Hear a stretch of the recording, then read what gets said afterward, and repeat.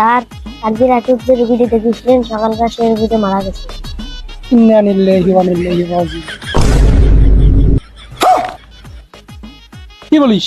কে বলছে তো? হারামদাদা কোন কথা কোনে বলা লাগে জানিস না? আনো রুগী এসেছে, চুপ থাক। আমার ব্যবসার কি লালবাতি জ্বালাবি নাকি? ডাক্তার সাহেব আসসালামু আলাইকুম। ওয়ালাইকুম আসসালাম। বসো বসো বসো বসো।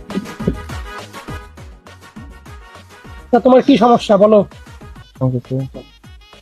ডাক্তার সাহেব, কয়দিন থেকে মোতার সময় খুব জ্বালা পোড়া করে, মরতে খুব কষ্ট হয়, ঠেলি ঠুলি মোতা লাগে, একটু চেক করে ওষুধ দেন।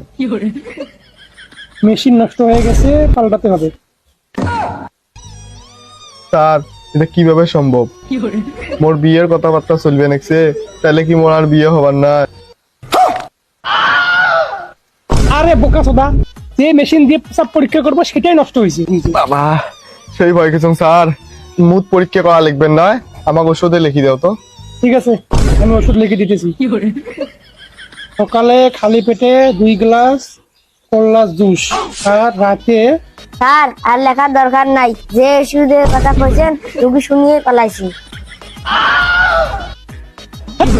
স্যার আমি সম্মান দিয়ে কথা বল, ওতে এমনি ভয় পাতে পালাবে না তো কি করবে?